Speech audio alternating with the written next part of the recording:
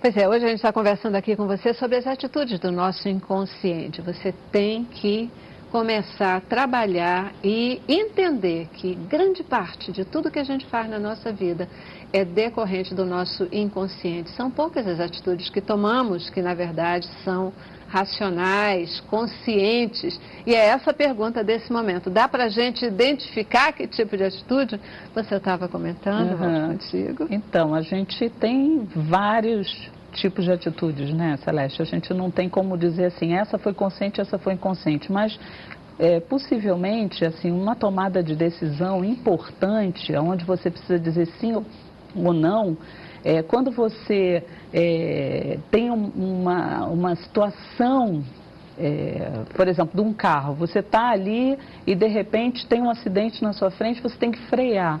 Esse frear do carro, ele é inconsciente, ele não é uma coisa consciente, porque ele requer tempo, ele requer velocidade, né? Agora, por exemplo, eu aqui conversando com você, isso não passa pelo meu inconsciente, óbvio, porque vai buscar todas as minhas memórias que tem ali.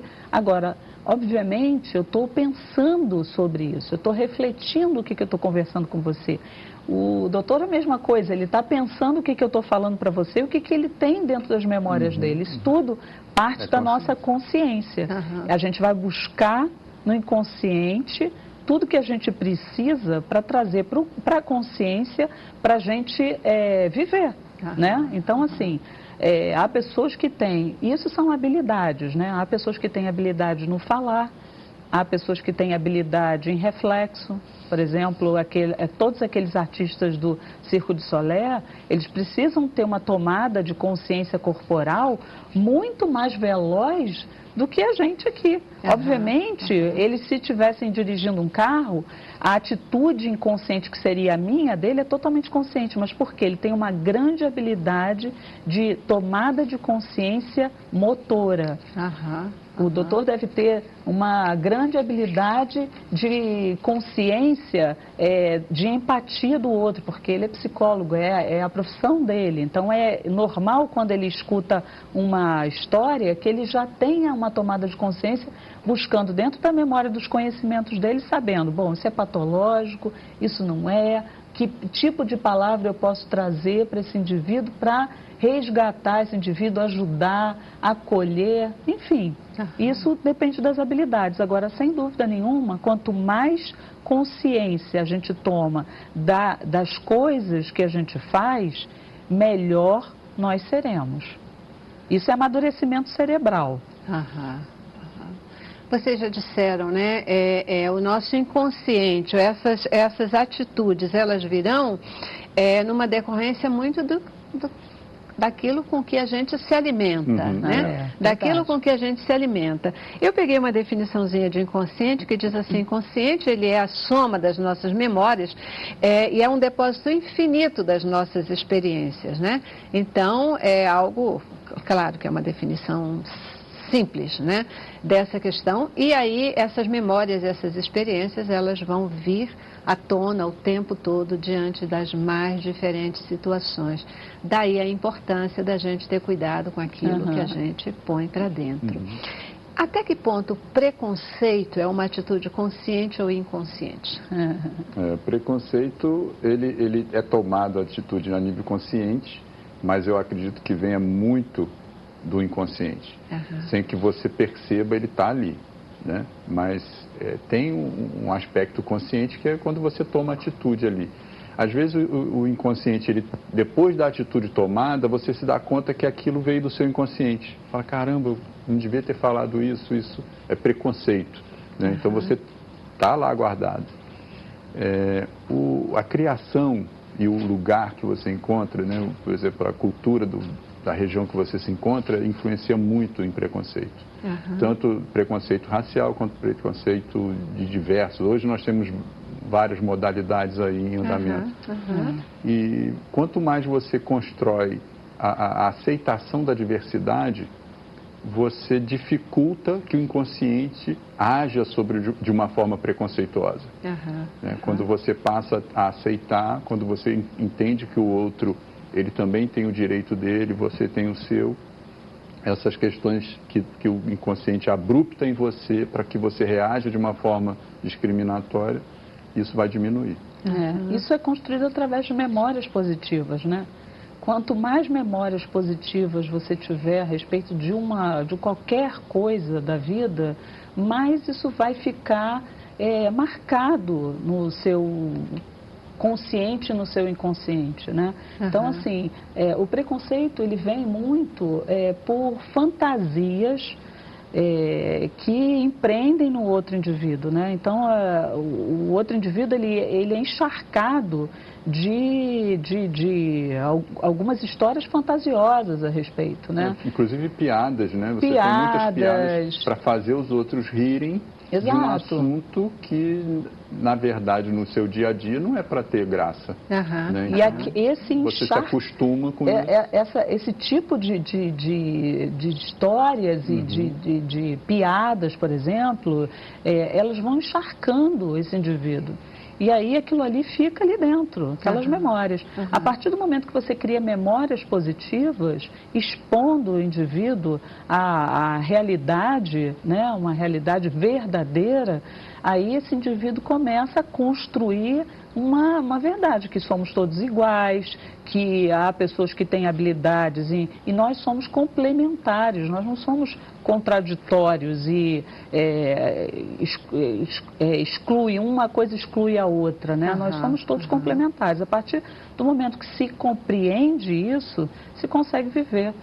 E realmente. quando esse preconceito vem de questões, muitas vezes, culturais, como você levantou, né, que aí parece que isso fica mais arraigado, é possível mudar? E como mudar essa atitude preconceituosa? Eu afirmo isso. É possível mudar e hoje é necessário que se mude. Né? Aquelas figuras engessadas do passado, eu posso citar sem nenhum exemplo de preconceito, mas, por exemplo, os coronéis do passado, que usavam os bigodes, eles morriam coronéis de bigode, e com aquela austeridade, com aquela atitude repressora. Hoje, se uma pessoa quiser levar isso à frente, nos dias de hoje, ele vai se isolar, vai ter que viver numa caverna. Né? Eu não estou falando que a pessoa tem que ser um camaleão e aceitar e o Maria vai com as outras, não é isso. Mas ter a capacidade da transformação. No programa passado, a doutora falou sobre a massinha, né, de moldar, que você pode moldar, que você pode alimentar de coisas boas. Agora, eu queria falar de uma coisa importante, que as pessoas têm medo assim, aonde que é a minha atitude consciente, aonde é o que é inconsciente. Na verdade, essa coisa é dinâmica. Ela é dinâmica, e você é 100% consciente na sua vigília. Mas o inconsciente, ele é aqueles 2 milhões de bits ali, ou 200 mil bits, que o neurocientista falou lá na nossa entrada, e a consciência é um pouquinho, é 10%, mas está ali.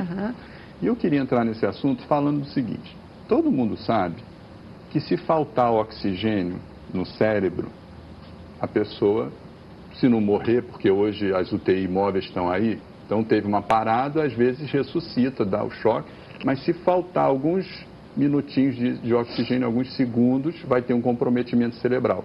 A pessoa já pode ter alguma sequela ou não. Mas eu queria falar sobre o oxigênio, Celeste. Se faltar me prejudica, é sinal de que se eu alimentá-lo de oxigênio, vai me ajudar. Não é óbvio essa comparação? E às vezes a gente não faz isso. Pô, se eu faltar com oxigênio, eu vou me prejudicar? Se eu alimentar de oxigênio, eu vou me favorecer. Então a respiração, ela dá esse momento, esse delay que tem entre o inconsciente e o inconsciente, melhor. Porque a oxigenação das células cerebrais, ela facilita que você tenha acesso consciente dos seus conteúdos inconscientes. Perfeito. Então, por exemplo, se a pessoa está ali, numa ignorância, numa briga de trânsito, essas câmeras aí estão pegando isso, tá.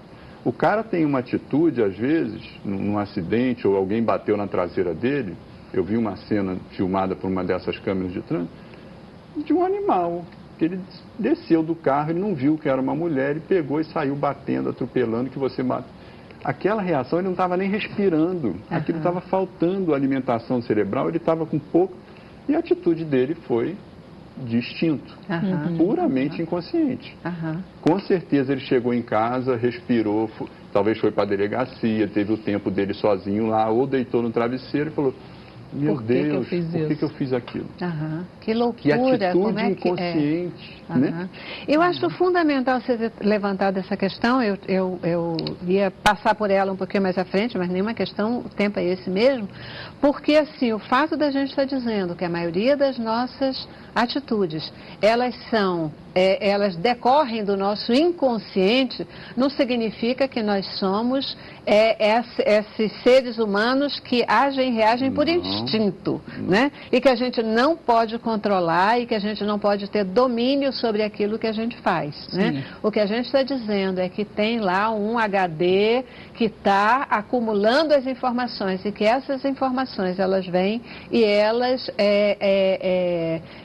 que vão influenciar naquilo que a gente faz, mas cada um é responsável por tudo que faz, né? Tudo que faz e quando a gente diz que tem alguém que não está conseguindo controlar as suas atitudes, que ele está agindo de uma maneira inconsciente, aí a minha pergunta para vocês é se a gente pode considerar que essa pessoa é uma pessoa doente e que precisa de suporte médico específico. Com certeza. Não, ela pode estar doente também, ela pode não ser doente, né? Assim, um momento, por exemplo, a pessoa perde o marido, né? Então, aquele momento de viuvez, o primeiro momento do luto, é um momento que a pessoa fica completamente atípica, ela sai de um padrão normal dela, então o ambiente dela ficou diferente. Ela vai ter que ressignificar toda a vida dela, ela vai ter que moldar todas as memórias dela para ela continuar vivendo. Então, aquele momento é um momento crítico, onde muitas das vezes a consciência ela fica muito deslocada, né? Então, assim, há um momento em que indivíduos sob estresse extremo, eles saem do padrão normal e a consciência deixa de ser uma resposta positiva do que aquela pessoa teria. Por exemplo, se tivesse uma vida normal, se não tivesse ficado viúva, nunca teria feito o que fez. Por que fez aquilo? Por exemplo, um crime passional. Por que os crimes passionais têm uma redução, né, na pena? Exatamente por causa disso. Porque naquele momento, a tomada de consciência daquele indivíduo não é igual a uma tomada de consciência se ele não tivesse visto o que viu naquele momento. Então, isso é um alerta. Perfeito. Pessoas sobre estresse extremo estão fora da condição de controle total, né? Que foi o que esse indivíduo teve. Só que, veja bem, as pessoas precisam estar preparadas para um estresse normal, um estresse extremo. Não é igual a um estresse normal, de um trânsito, por exemplo, né? Onde a pessoa tem que ter um domínio próprio. Sem dúvida. Eu já preciso de novo fazer um novo intervalo, eu vou para o intervalo. E tem uma outra afirmação que é assim: mudanças elas acontecem primeiro dentro de nós, para depois elas se refletirem no exterior. Vocês concordam ou discordam dessa afirmação? E queria saber essa questão de até que ponto os nossos sentimentos, as nossas emoções, elas influenciam na tomada de decisão, nas atitudes do nosso inconsciente, né? Puxa vida, caramba, não queria fazer. E como efetivamente a gente pode fazer para dominar esse inconsciente e nos tornarmos pessoas melhores, porque senão como é que faz essa questão toda, né? Intervalo, voltamos já já.